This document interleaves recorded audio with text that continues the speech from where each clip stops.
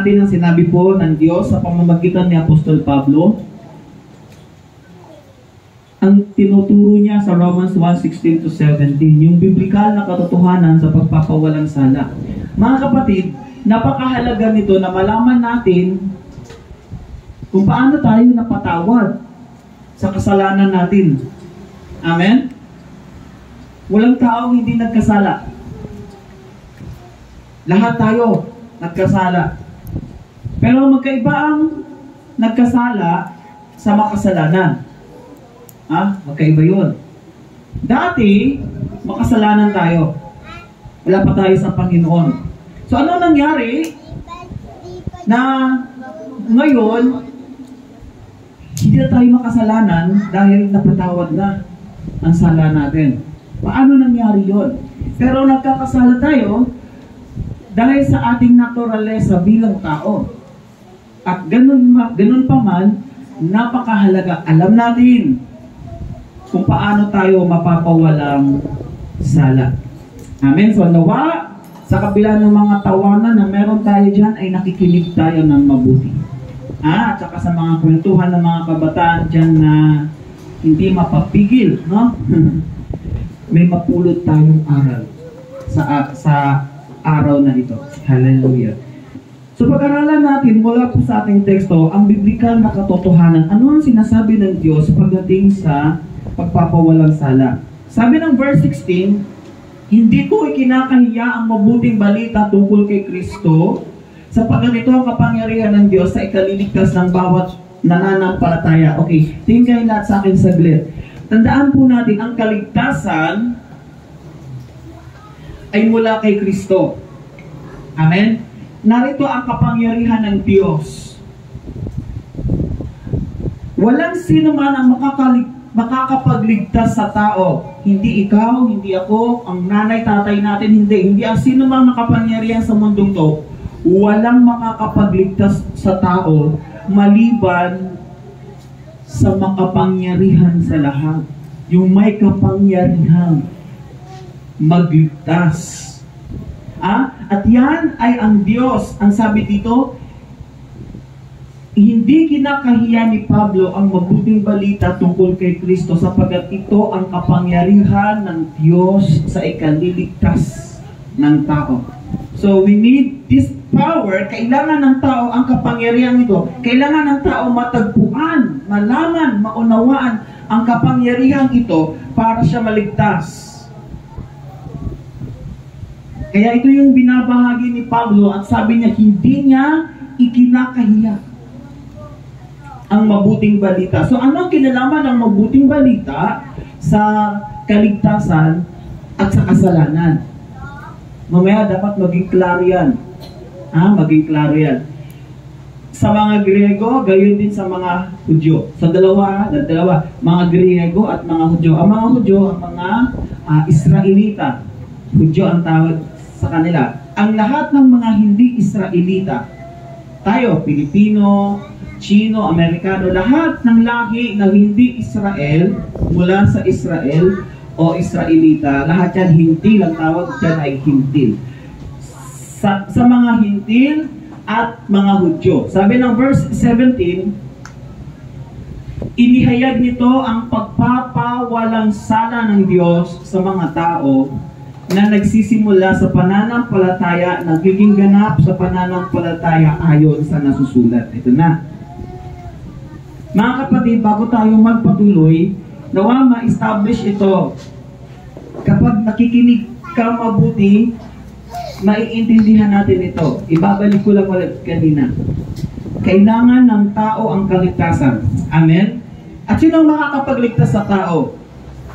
Walang sino mang makapangyarihan sa mundong to. Relihiyon, mayaman, maimpluwensya, nasa posisyon o wala.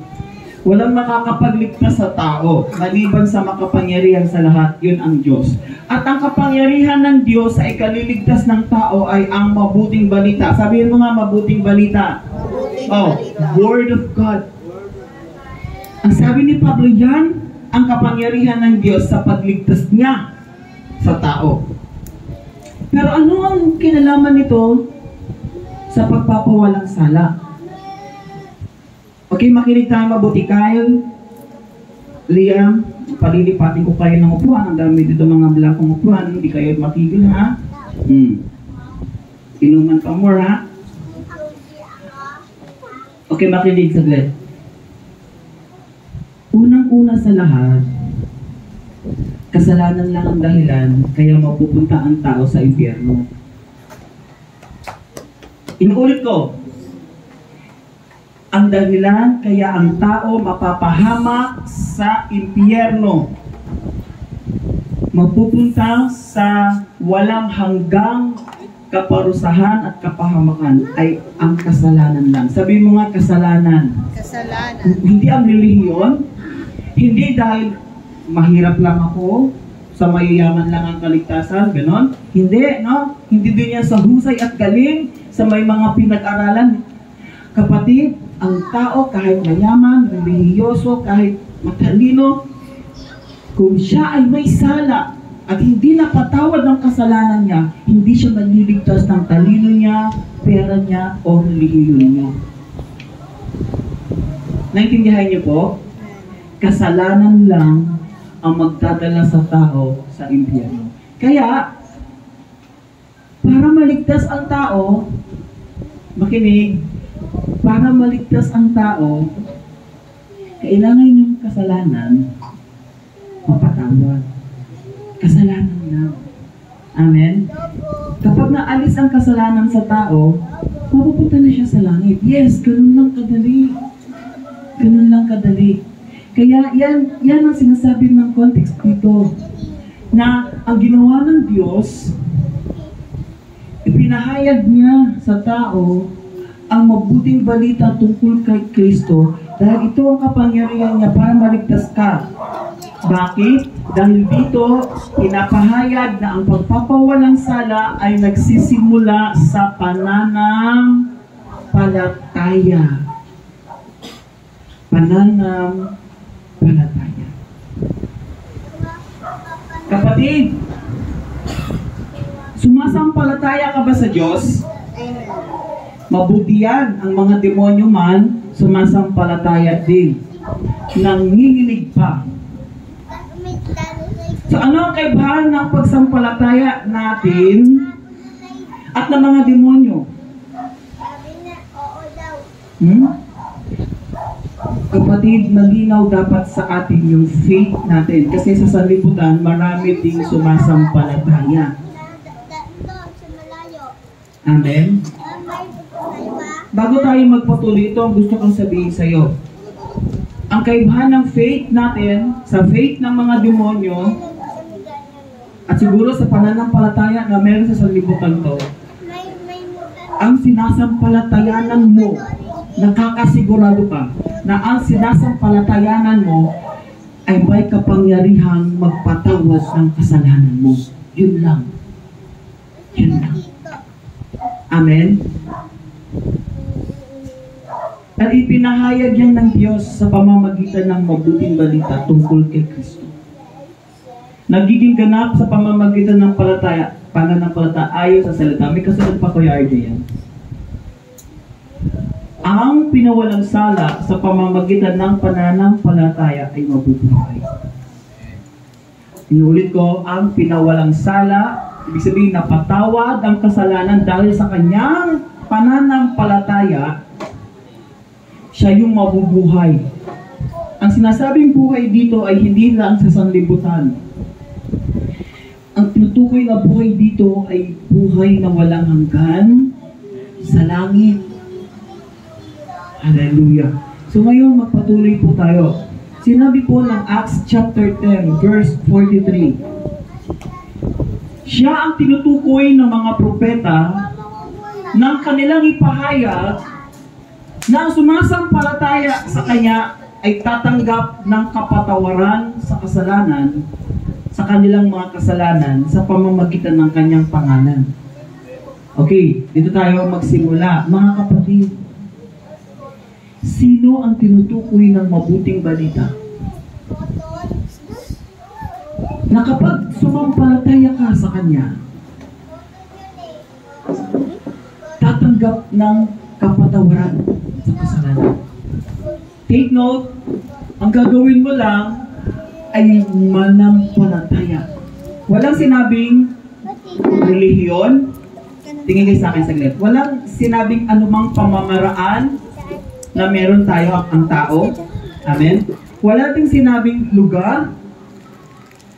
Walang sinabing simbahan. Pero merong tinutukoy ang Bible. Sabi niya, siya, sabi ng Bible, sabi ng salita ng Diyos, siya ang tinutukoy ng mga propeta na kanilang ipahayag na ang bawat sumasampalataya. May tinutukoy ang Word of God, ang Bible, Simon, no?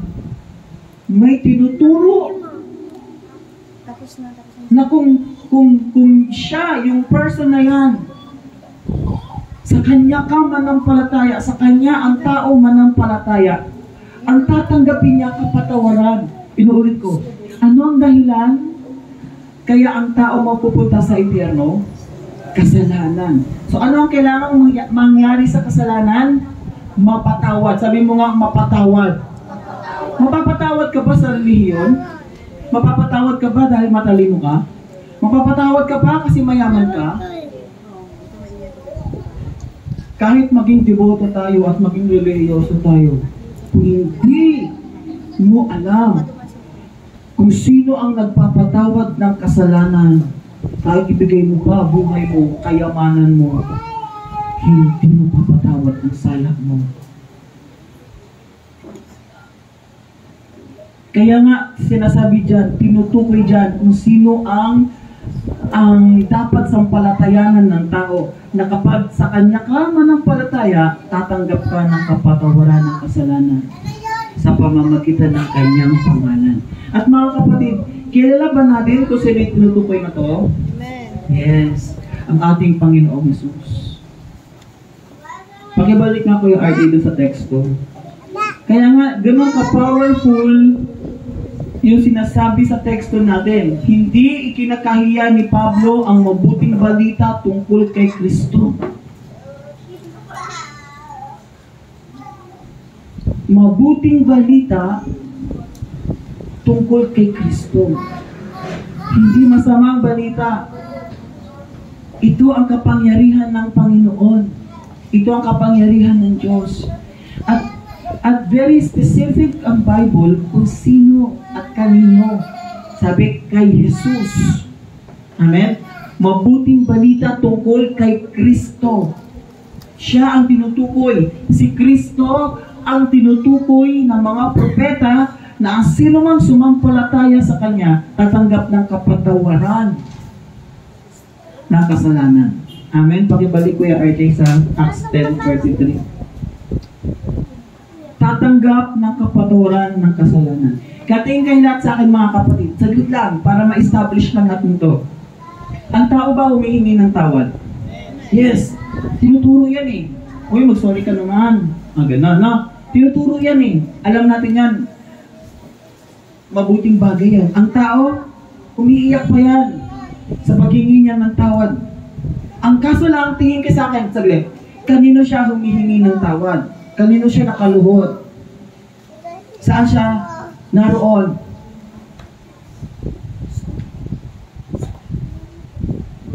Kahit lumuhod tayo sa kasino mga santo, kahit pumunta tayo sa kahit saang simbahan, kahit pa umiyak tayo, magluhod, maglakad tayo ng nakaluhod, magpakahirap tayo sa ating katawan, magpasakit sa ating katawan, sa paghingi natin ng tawad.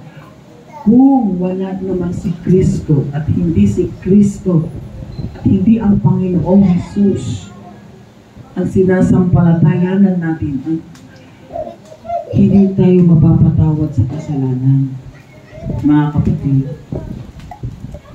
Kaya nga kahit magpakabuti tayo sa simbahan, sa relihiyon, hindi siya assurance na makatanggap tayo ng kapatawaran. Mamaya mapag-aaralan po natin yan. Napakahalaga ng paghingi ng tawad sa Diyos. Ngunit, sa paghingi mo ba ng tawad sa Diyos, nananampalataya ka kay Kristo.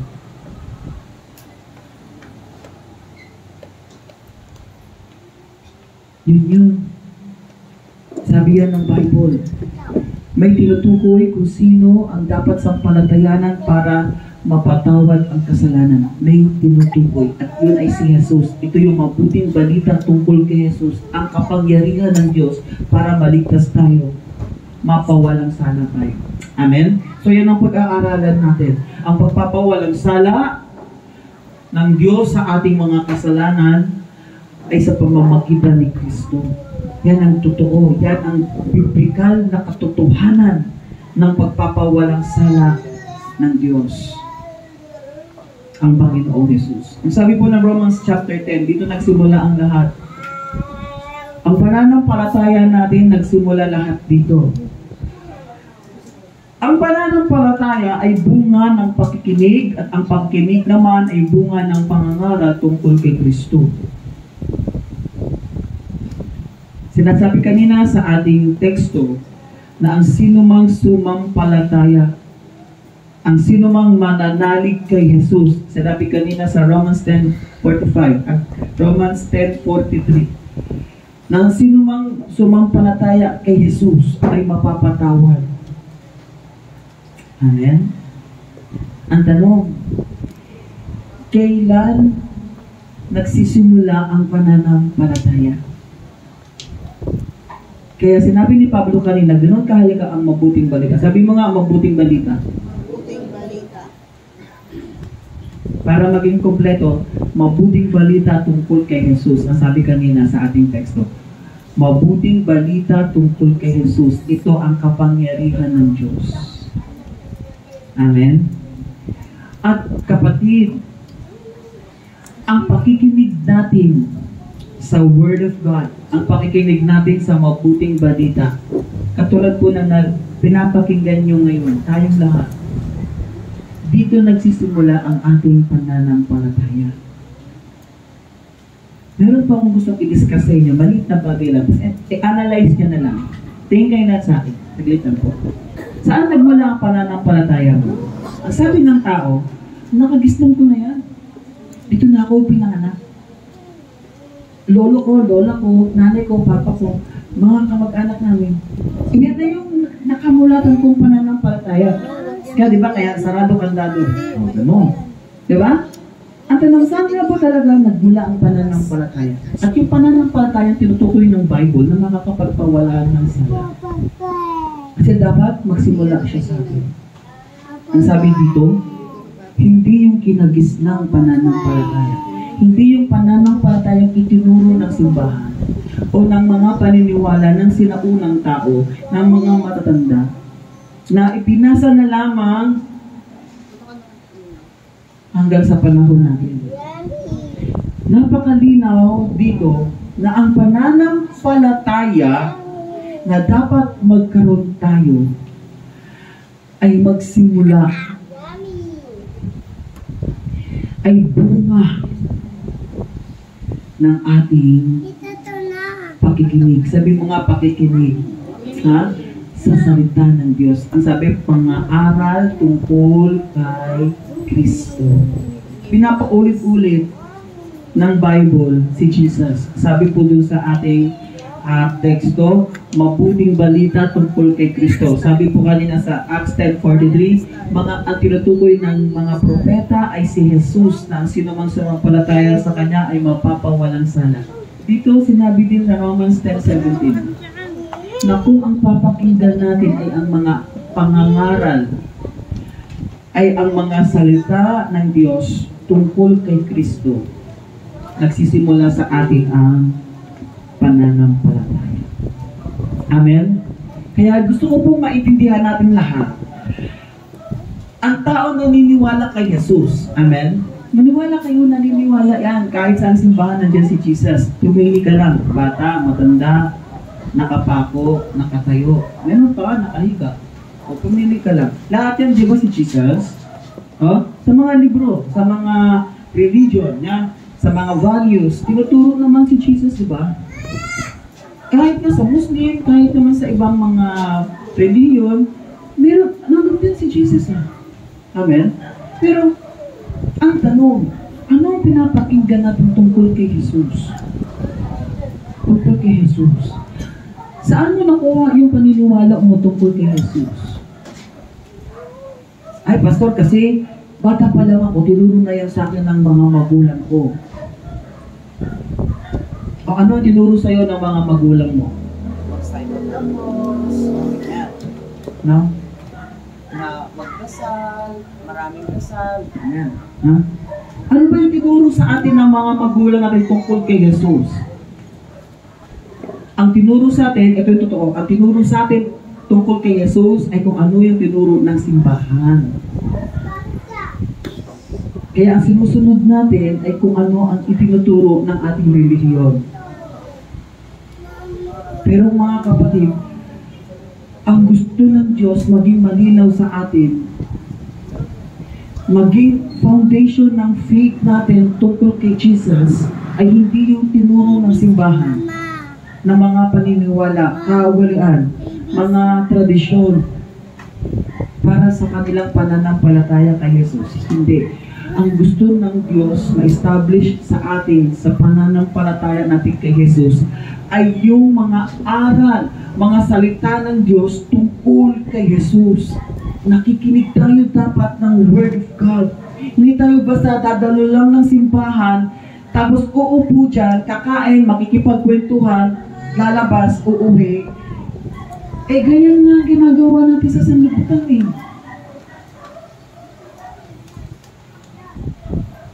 Yung pakikinig natin ng salita ng Diyos tungkol kay Jesus. Hallelujah. Yun yung uri ng faith na gusto ng Lord ma-establish sa atin, magsimula sa atin, maging bunga sa ating lahat. Kaya napakahalaga ng pakikinig natin ng salita ng Diyos. Kasi nakakasigurado ako at ang lahat ng tumatayo dito at nagsishare ng Word of God, hindi buhay ng may buhay ang tinuturo. Hindi basta relihiyon at mga tradisyon ang itinuturo. Ang itinuturo ay ang salita ng Diyos. Mula New Testament hanggang Old Testament, nandyan si Jesus. Kinakarakterize siya ng iba't ibang mga tauhan sa Bible.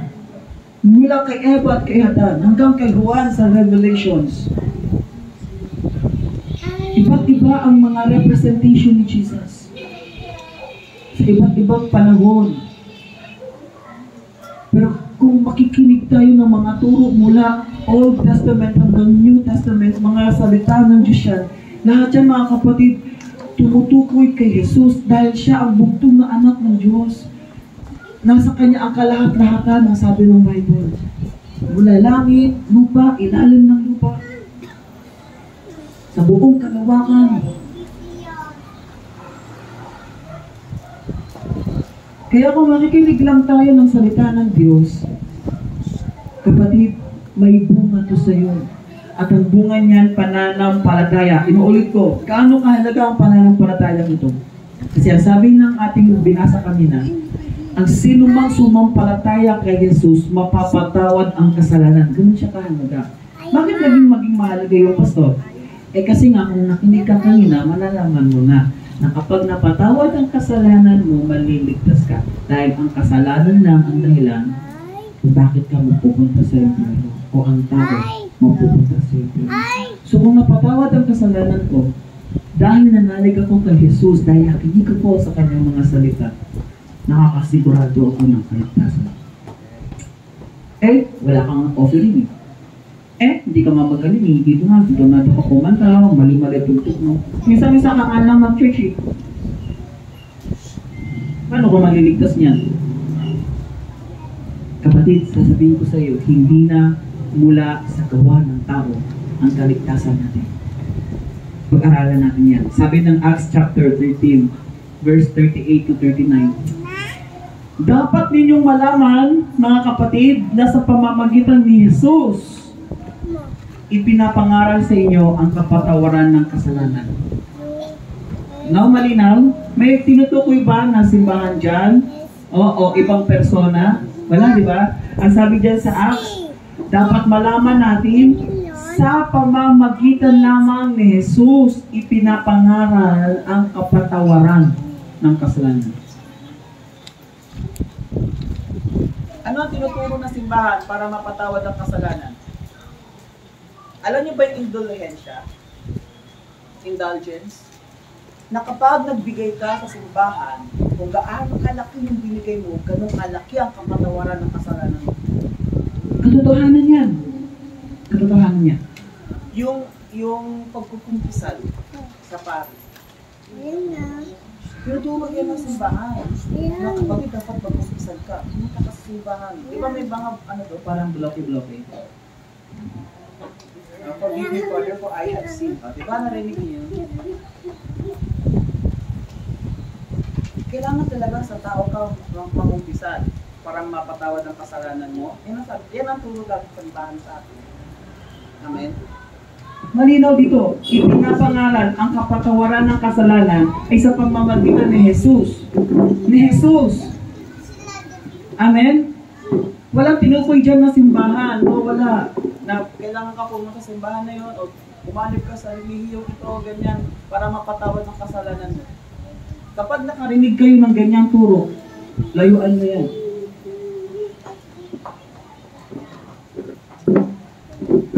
Dahil hindi yan ang tinuturo ng Bible para mapatawad ang kasalanan. Ang tinuturo ay si Jesus. Si Jesus lang. Amen po ba? Ang pinag-aaralan natin, pagpapawalang sala, forgiveness of sin. Kailan mapapawalang sala ang kasalanan natin? Sa pamamagitan ni Jesus. Makinig tayo sa kanyang salita. Kasi habang nakikinig ka ng Word of God, aral tungkol kay Jesus, nagsisimula sa iyo ang pananampalataya nito. Kakaibang pananampalataya siya. Hindi siya pananampalataya kasi noon pa man, believer na tayo ni Jesus eh. Noon pa yan. Kristyanong bansa tayo eh. Amen? But this time, every time na nakikinig ka ng Word of God, bakit parang may kakaiba kang nararamdaman? Mga karunungan at kaunawaan habang nakikinig ka ng salita ng Diyos tungkol kay Jesus. Kasi kapatid, yan ang sinasabi ng Bible na dapat natin pinapakinggan. Aral tungkol kay Jesus. At ito ang mga kapagpatawad ng ating kasalanan. Amen? Oh, yan oh. Ang topic, pagpapawalang sala. So, ang pagpapawalang sala, tatanggapin natin kapag si Jesus ang kanyang mga aral, sinampalatayanan natin. Amen? Kaya nga yun ang pakiusap ko every Sunday, makinig tayo ng Word of God. Kung nakukulitan kayo sa akin, pinapansin ko kayo, pinapano ko kayo, hayaan niyo ako kasi mananagot ako sa Diyos eh. Kung ang ibang pastor at tumatayo dito, hindi tayo pinupuna. O siguro, nahihiya silang punahin katulad ng ginagawa ko. It's alright. Kasi pagdating sa CB3, nasa aking pananagutan ng kabuuan ng ating iglesia. Kung hindi tayo marunong makinig sa mga pangaral sa atin, kahit saan tayo na rin, kapatid, hindi natin ito makukuha o maa-avail. Kasi sa pakikinig lang ng aral tungkol kay Jesus, nagsisimula ang pananampalataya. Kaya nga, nakakalungkot, labas-pasok tayo ng simbahan, yung mga bata natin, mga kabataan natin. Totoo ba silang nananalig kay Jesus? Hindi naman sila nakikinig. Ang pananalig kay Jesus kapag nagsimula ka ng makinig. Whether you like it or not. Hindi dahil umating ka ng church, ay ikaw na nga ay sumasampalataya kay Jesus. Ganyan din ang mga tao sa simbahan. Mas marami pa nga, mas puno pa nga, ako pa nga eh. Pero mga aral ba tungkol kay Jesus talaga? Yung ating naririnig.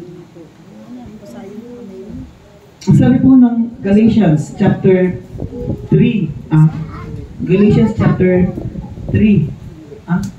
Ayan. 10 to 11. Ang lahat ng nagtitiwala sa pagsunod sa kautusan na inasa ilalim ng sumpa. Ito na, mga kapatid, pag-aralan natin nito. Sapagkat nasusulat, sumpain ang hindi sumusunod sa lahat ng nakasulat sa aklat ng kautusan. Diyan lang muna tayo. Kapatid, ito na.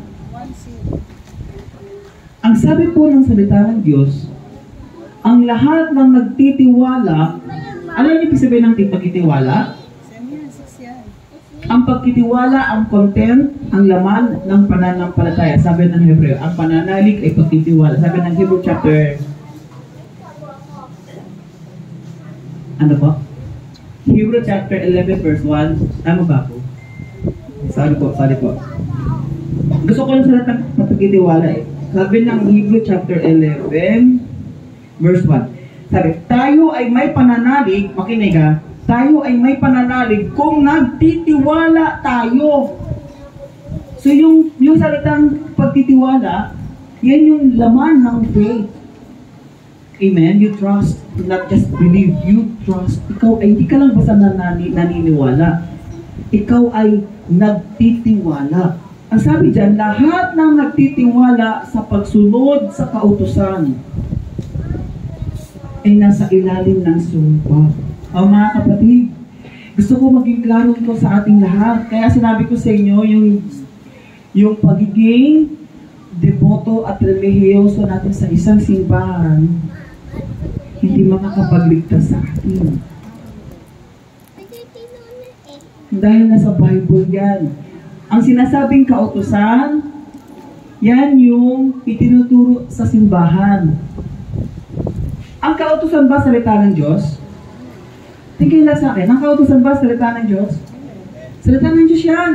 Hindi yan wala sa demonyo. Hindi po. Alam niyo yung 10 Commandments?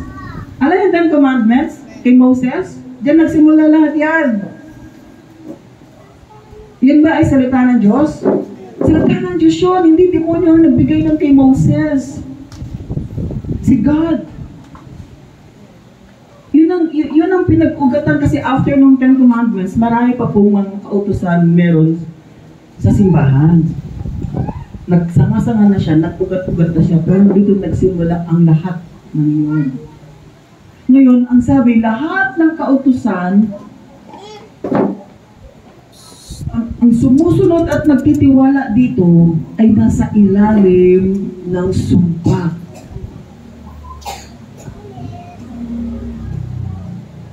Sumpain ang lahat, sumpain ang hindi sumusunod sa lahat ng nakasulat sa aklat ng kautusan. Yun yung totoo. At alam mo ba, sa 10 yun, kapag lumabag ka ng isa, nilabag mo na ang lahat. Ang ibig ko sabihin, kapag may isa kang hindi nasunod, yung 10 agad ang hindi mo nasunod. At ang bawat pagsuway at paglabag sa mga kautusang ito, ang tugon agad ng Diyos, ang action agad ni God, curse, sumpa. Sabi yan sa Deuteronomy. At dyan naging mahusay ang tao. Ginawa nila ang the best at ang lahat, masunod lang ang kautusan. Hanggang sa doon na sila nakatingin. Sa lahat ng ito, ang lahat ng lakas nila, ang lahat ng husay nila, lahat ng yaman nila. Kasi alam niyo ba, pati yung pagbibigay. Kasi ang kapatawaran ng kasalanan ay sa pamamagitan ng dugo. Kaya kailangan para mapatawad ang kasalanan mo, magdadala ka ng hayop na papatayin para yung dugo nun pambayad. At yung hayop na yun, kailangan perfect. Kung walang batik, walang dumi, walang sakit, walang kapansanan, no? At doon sa kautusan, sa mga Hudyo, kahit anong hayop. Kapag mayaman ka, toro, ganyan. No? Baka. Tupa. Pag medyo mahirap ka, siguro pwede na. Ibon. Yan. Katulad ni Mary at ni Joseph. Ano yung hinandog nila? Dalawang pares ng bato-bato. Bato-bato ba yun? Hindi ako nagkakamali. Hindi nga siya kalapati eh. Meaning, malalaman mo ang level ng pamumuhay sa pamamagitan ng handog. Ang binigay ni Mary at ni Joseph, ibon. So, ibig sabihin, hindi sila ganun kayaman. Kasi yung makikita mo, mayayaman dyan, oh, ang hatak-hatak nila, puro malaking baka, o kaya kambing, o kaya atupa. Doon naging mahusay ang tao. Hindi nila naintindihan ang totoong nilalaman ng kautusan. Bakit binaba ng Diyos ang kautusan? Ang lahat ng mga laws. Kaya nga, sa bawat paglabag, nararanasan ng tao ang sumpa ng Diyos. Ang pahirap, pasakit, lahat ng parusa dahil dito. Alam niyo po, kaya ang Diyos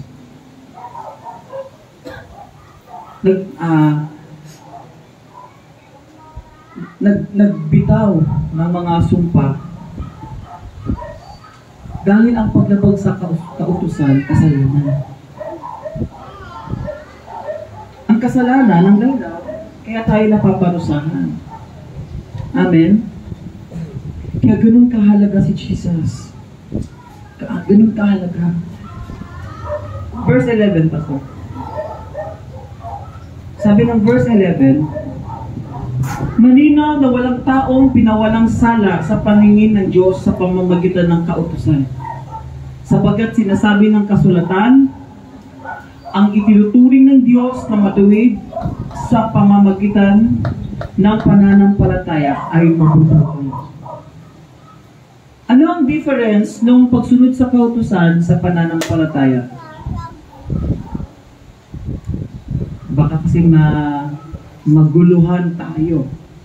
Ito ba ay kautusan? Yes, kautusan to. So ano ang difference ng pagsunod natin dito sa pananampalataya? Alam niyo po, ang pagsunod sa kautusan, alam niyo yung letra por letra, pwedeng dayain sa pamamagitan ng kakayanan ng tao. Yung lahat ng sikap at lahat ng kakayanan, pwede nating gawin. Ibig sabihin, sa pamamagitan ng gawa ng tao. Sumusunod tayo. Ang pananampalataya, hindi ka ba gagawa niyan, Pastor? Pagdating sa kaligtasan at pagpapawalang sala, magkaiba ang pagsunod sa kautusan at pananampalataya. Tingnan lang sa akin, gusto ka lang maging klaro to. Please, aral lang tayo saglit. Aral lang tayo saglit. Kailan ka napatawad sa kasalanan mo? Kung alam mo ang sagot, sagot ka. Kailan nga ba tayo nakawalang sala? Kapag tayo ay nananampalataya. May ginawa ka ba? Sabi ng simbahan, di mapapatawad ka sa kasalanan mo. Maglakad ka ng panahon mula pintuan hanggang altar. Maglakad ka ng panahon. Pagdating sa harap, manalang. Ang tanong, ang ginawa ba niya pagsunod? Okay. Pero pagdating sa pananampalataya,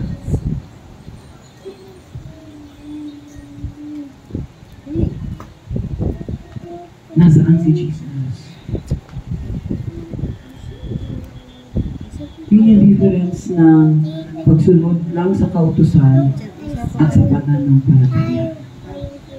Kailan tayo napapatawad sa ating kasalanan? Kapag tayo ay nanampalataya. May ginawa ko ba? May ginawa ka? Wala. Ang ibig ko sabihin ng gawa, yung action. Bigyan ko kayo ng example. Yung nakapako sa cross. Yung best example yan, yung nakapako sa cross. Yung isa, tinaya siya, si Jesus. Yung isa, ipinagtanggol si Jesus. Uy, huwag ka naman ganyan. Tayo, dapat lang na maparusahan. Kasi may ginawa tayong kasalanan. Pero siya, wala naman siyang ginawang kasalanan. O, di ba? Pinagtanggol. Ano sabi ng mama? Panginoon, kapag naghahari ka na, alalahanin mo ko. Nanalig ba? Nanalig ba? Yes, nanalig siya. na maghahari. Wait lang. May ginawa ba yung mamang nakapako? Nakapako na nga eh. So wala na siyang magagawa. Maliban na lang sa pananalig. Amen? Ang tanong ko, sino sa dalawa ang tumanggap ng kaligtasan? Ang sabi ni Jesus, wala sa oras nito.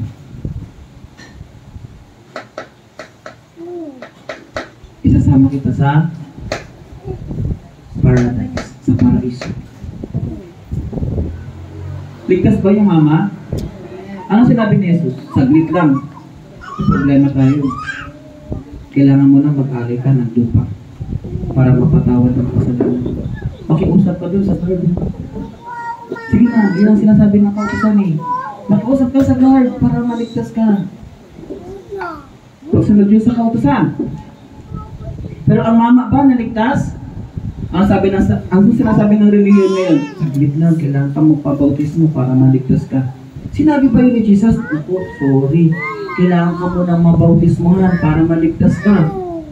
Makiusap ka muna. May tubig dyan, oh.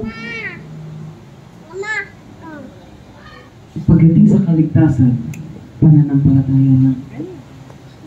Pananampalataya. Yung mama, nanalig siya kay Jesus. Pastor, nasa na pagsisisi doon? Nagsisi ba siya? Kapatid, ang sinabi sa Bible, pananalig. Alam niyo po, meron ako ang teacher pagdating sa topic na pagsisisi. Alam niyo ang totoong pagsisisi? Ang totoong pagsisisi ay pag-amin ng kasalanan at pagiging tao. Napakahalaga niyan. Ang mama, umamin siya sa kanyang kasalanan at nanalig siya kay Jesus. Tinanggap niya nga eh. Tayo dapat lang sa atin to kasi nagkasala talaga tayo. Napakahalaga niyan, kapatid. Kaya dapat maging malinaw yan sa atin. Pastor, ano pa yung ginagawa natin? Bakit pupunta pa tayo sa simbahan? Pananampalataya na lang pala eh. Mamaya naman pag-aaralan natin. Amen. Basta ang lahat dapat nagsimula sa pananampalataya mo kay Jesus. Ang mga sumunod doon, yun na yung sinabi sa Hebreo. Yun na yung sinabi sa Santiago. Yun na yung sinasabi ni Jesus sa pamamagitan ng Holy Spirit. Kung ano man ang ginagawa mo ngayon ay because dahil ang pananampalataya mo kay Jesus hindi patay. Kasi ang sabi naman ng Bible, ang pananampalataya pinapakita sa gawa. Kaya dapat maging malinaw sa atin ito. Inuulit ko, kailan tayo napatawad sa ating kasalanan? Nung tayo ay nanalig sa Diyos. Amen? Nakinig tayo ng mga aral tungkol kay Jesus. Kung tinanggap mo siya sa buhay mo, nanalig ka at nagsimula kang magbunga dahil sa pakikinig mo ng Word of God. Hallelujah! Ano nangyayari sa iyo? Ano nangyayari sa iyo? Nakikita na lang sa buhay mo, sa pagdalo mo lagi ng gawain, pakikinig mo, paulit-ulit, dalo ng gawain, pakikinig mo, kahit hindi mo sinasadya, kahit hindi mo pinaplano, may nakikitang pagbabago sa iyo. Hindi ka sumusunod basta sa Diyos sa pamamagitan ng kautusan. Sa pamamagitan lang ng pananampalataya mo kay Jesus, nagugulat ka na kakasunod ka na. Yan yung sinabi ni Jesus. At wala nang batas maliban dito. Yung sa Holy Spirit yan, Galatians 5:22-23. Kasi nga, hindi ka sumusunod sa kautusan. Ang ginagawa mo lang, namumuhay ka sa pananampalataya mo kay Jesus. At habang namumuhay ka sa pananampalataya mo kay Jesus, ang Espiritu Santo gumagawa sa buhay mo. Wala kang nilalabag na kautusan kahit hindi ka nakatingin sa letra. wala kang nilalabag ng kautusan. Dahil ang nagmamaling obra sa'yo, ang Espiritu Santo. Dahil yan kay Jesus. Yan ang totoong napawalang sala. Ang totoong napawalang sala, makikita sa Kanya ang pagbabago. Kahit tayo sumunod sa reliyon, magpakumpanal tayo, magpaka-deboto religyoso tayo, makikita mo, the more pa yan na mas nakakatisod. Nakakatisod. Kasi mas strict sila, mas parang napaka-refine nila masyado, ang hirap nilang katabi, kausap, kasi napakubanan. Pero, kung ang pananampalataya mo ay sa pamamagitan ng pakikinig mo ng mga aral ng Panginoong Hesus, magugulat ka. Yung pagbabago sa'yo. Sabi po ng Bible, sa Romans chapter 3 verse 28, kung gayon, maliwanag na sa pamamagitan ng pananampalataya itinuturing na matuwid ang tao at hindi sa pamamagitan ng pagtupad sa kautusan. Linawin ko lang ito. Kasi word of God yung kautusan. Amen? At yung pananampalataya ay sa Diyos din yan. Amen? So ano ang difference ng dalawa? Sabi sa pamamagitan ng pananampalataya, naging matuwid ang tao. Yung paningin ng Diyos sa'yo, ang nagiging matuwid ka sa harapan ng Diyos, hindi sa pagsunod sa kautusan. Tingnan lang sa akin, ang pagsunod sa kautusan, pwedeng lokohin at dayain. Tama? Sabi nga ni Jesus, so tama naman na mag-ikapo kayo. Si Jesus na sabi niya, kaya mag-tithes tayo, mamaya. Right?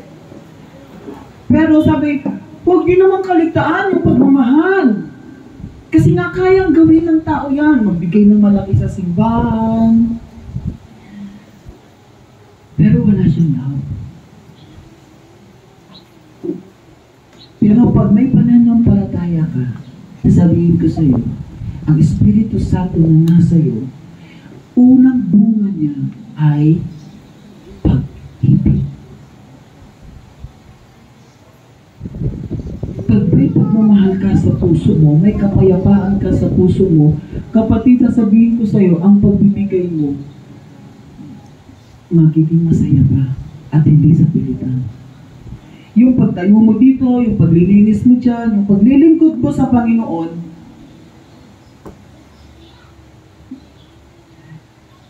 ay manifestation. Lahat ay bunga ng iyong pananampalataya kay Kristo.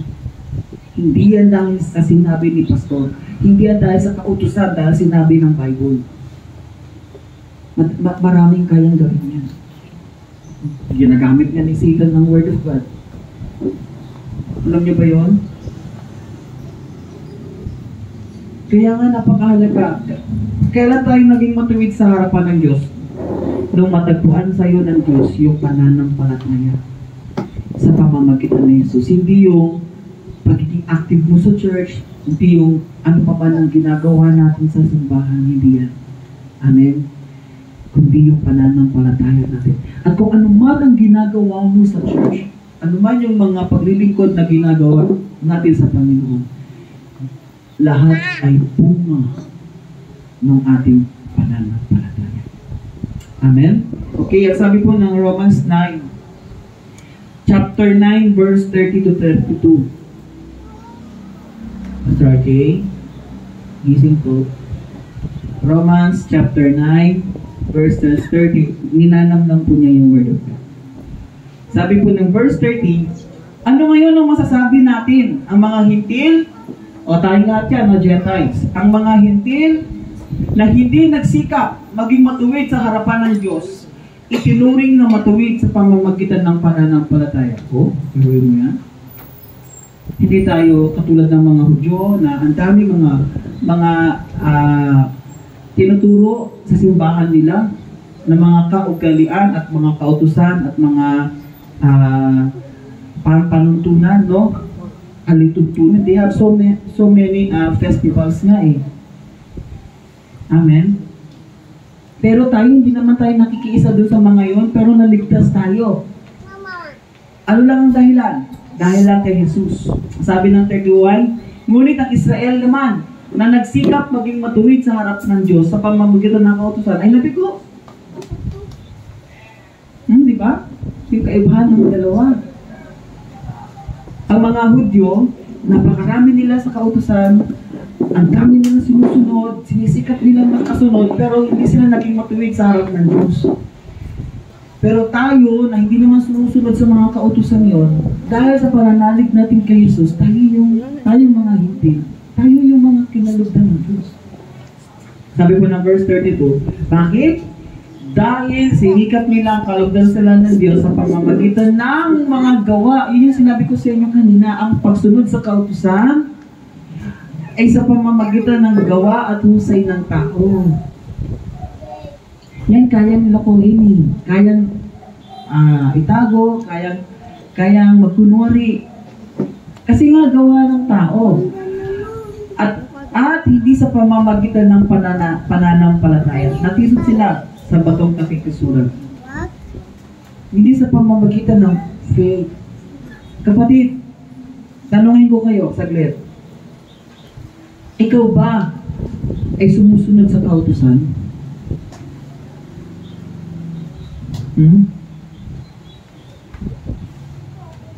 Siyempre, hindi naman natin pwede sabihin lumalabag tayo. Amen? Kapatid, sasabihin ko sa iyo, kung ang pananampalataya mo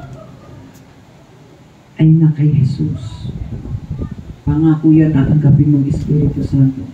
At dahil sa Espiritu Santo nasa iyo sa buhay mo ngayon, kahit hindi mo iniisip sumunod sa kautusan ng Diyos, dahil may Holy Spirit ka, gumagabay sa bawat araw mo, nakakasunod ka sa kautusan. Napakahalaga nun, mga kapatid. Kaya itinuturo ng Bible ang pagpapawalang sala ay sa pamamagitan ng Panginoong Jesus. Pananampalataya sa Panginoong Jesus. Doon tayo magpakamusay. Sabi ng Bible, makinig tayo ng kanyang aral. Ang mabuting balita tungkol kay Jesus, ang kapangyarihan ng Diyos. Amen. Amen? Yan ang kaibahan natin sa kanila. Nababago ang buhay ng isang tao na may Kristo. Ang pananalig ay nakapundasyon kay Jesus. Hindi sa simbahan. Amen? Kundi kay Jesus. Hindi niya kailangan sabihan, hindi niya kailangan utusan. Hindi niya kailangan sabihin, magbago ka. Hindi na. Kasi makikita natin yung gawa niya at ang buhay niya o pamumuhay niya. Dahil kay Jesus, nababago. Hindi dahil sa sinabi mo. Amen. Dahil sa pananampalataya niya. Kaya kami ni Ate Chris, pinag-usapan na namin ito sa mga anak namin. Hindi natin kayang baguhin ng tao, ang sino man. Pero sa pamamagitan ni Jesus, ng kanyang mga salita, kung sila ay napangaralan at naging foundation nila ang salita ng Panginoong Jesus, nakakasigurado ko, kami ni Chris, meron sila sa pamamagitan ng Holy Spirit gabay sa lahat ng oras, magtuturo sa kanila ng hindi namin kayang ituro sa lahat ng oras. Amen. Ang sabi po ng ating concluding verse sa aklat ng John chapter 16, verse 8 to 11. Pakinggan po natin ito ng mabuti. Pagdating niya, ay kanyang patutunayan na mali ang mga taga-sanlibutan tungkol sa katuwiran at tungkol sa kangatulan ng Diyos. Okay, gusto ko lang maging malinaw, yung personang tinutukoy dyan, yung niya. Nakita niya, pagdating niya. Para katulad kanina, sabi ni Pablo, siya ang tinutukoy na mga propeta. Sino yung tinutukoy doon? Sino yung siya doon? Si Jesus. Amen? Ang sino man sumampalataya kay Jesus, mapapatawad. Ito meron na namang tinutukoy ng persona. Amen? Sabi, pagdating niya, kanyang patutunayan na mali ang sanlibutan tungkol sa kasalanan, tungkol sa katuwiran, at tungkol sa paghatol sa Diyos. Kapatid, sino ang tinutukoy na persona dito? Sino ba? Hindi. Pagdating sa sanlibutan, wala na niyan si Jesus eh. Wala na niyan si Jesus. Pero, alam naman natin na may pinangako ang Ama at si Jesus. Napapalit kay Jesus. Diba? Dito, malinaw yan. Ang tinutukoy dyan, ang personang tinutukoy dyan, bakit naman kasi ganyan? Tapos sinulog na ng diretsyo. No? Pagdating ng Holy Spirit, ganun pa din na siguro ganun. Pero hindi. Siguro for pag-aaral purposes. Pagdating ng Espiritu Santo ay kanyang patutunayan na mali ang mga taga-sanlibutan tungkol sa kasalanan. Mali ang pagkakaintindi nila tungkol sa kasalanan. Kasi sa kanilang kasalanan, pagbabayaran sa pamamagitan ng gawa, husay, pagsunod sa kautusan. Magiging religyoso, devoto, o ano pa man. Amen? Mag-attend ka ng birthday mo. Pag birthday mo, umattend ka. Sorry. May mga birthday pala wala dito. Hindi ka sa libutan ganun. Kasi may birthday. Once a year na uma-attend pag birthday niya. No? Sabi ng iba, parang mabawas-bawasan naman yung kasalanan ko. Parang ganun. Yan ang alam ng sanlibutan eh, pagdating sa kasalanan, di ba? Okay, sabi, mali yun. Pag dumating ang Holy Spirit, patutunayan niya na mali yun. Tungkol sa katuwiran, tungkol sa paghatol ng Diyos. Sabi ng verse 9, patutunayan ng Holy Spirit ang tungkol sa kanilang kasalanan sapagkat hindi sila naniniwala sa akin. Kay Jesus. Okay? Sabi ng 10, patutunayan niya ang tungkol sa katuwiran sapagkat ako'y pumunta sa Ama at hindi na ninyo makikita. At tungkol sa paghatol sa Diyos sapagkat hinatulan na ang pinuno ng sanlibutan ito. Sorry, si Jesus pala ang nakasalita dito. Sorry po. Pero tinutukoy niya din ng Holy Spirit. Okay po? Pagdating niya. Amen? Gusto ko lang, baka malito po kayo. Buhay pa po si Jesus dito. At narito na siya sa lupa. Kaya ang sinasabi niyang pagdating niya, yung papalit sa kanya. Yung Holy Spirit. Okay po? At pinaliwanag ni Jesus dyan. Pakibalikan ng verse 9, Kuya RJ. Sabi, verse 9, sabi, patutunayan ng Holy Spirit ang tungkol sa kanilang kasalanan sapagkat hindi sila nanalig sa akin.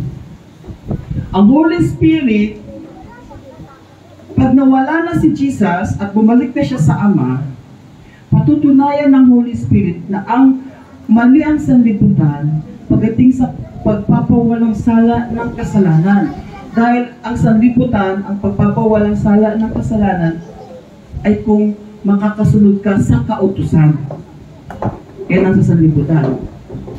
Pero, ang sabi ni Jesus, naging mali yun kasi hindi sila naniwala sa akin. Sunod lang sila ng sunod sa kautusan. Sige, magpakahusay sa kautusan.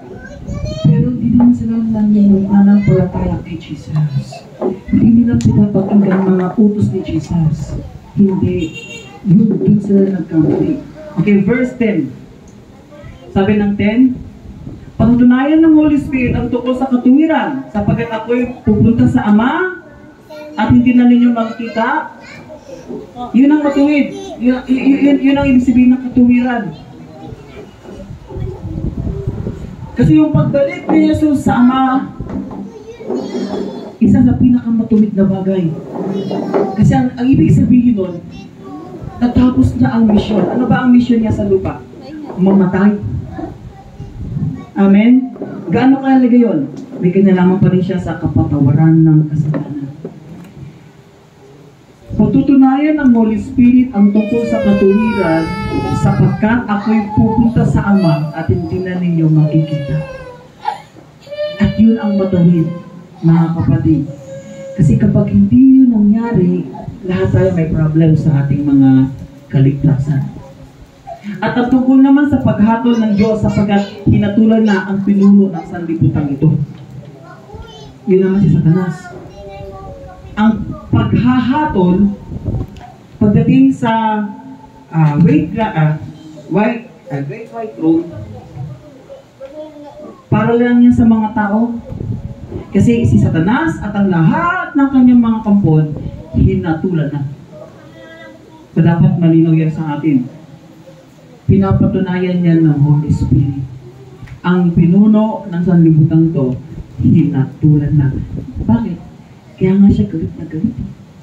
Kaya nga ikaw at ako, kahit anong pagsisikap na gawin natin, wala siyang tigil. Kasi ang gusto niya, makasama tayo sa kanyang kapahamakan, sa kanyang paghihirap, sa kanyang kaparusahan. Makasama tayo. Kaya dapat maging malinaw yan sa atin, mga kapatid. So ito yung mensahe ni Lord sa atin sa araw na ito. Ang ating pagpapawalang sala ng Diyos sa atin. Ang kapatawaran ng ating kasalanan. Kapatid, hindi yan sa pamamagitan ng husay natin sa gawa. Hindi. Kundi sa pamamagitan ng ating pananampalataya. At kung may ginagawa ka ngayon, dahil pananampalataya ka, amen? Yan ay bunga ng iyong pananampalataya. So, huwag mo sabihin na, ay, sinabi ni Pastor, hindi naman sa pamamagitan ng gawa. Kaya huwag na akong mag-church. Kasi yung pag-atin ko ng church, gawa yun eh, di ba?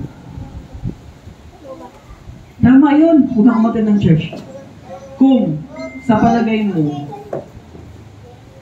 yan yung basihan ng pagpapawalang sala sa'yo. Pero kung ang pananampalataya ang basihan ng iyong pagpapawalang sala, mas lalo kang dadalo sa church.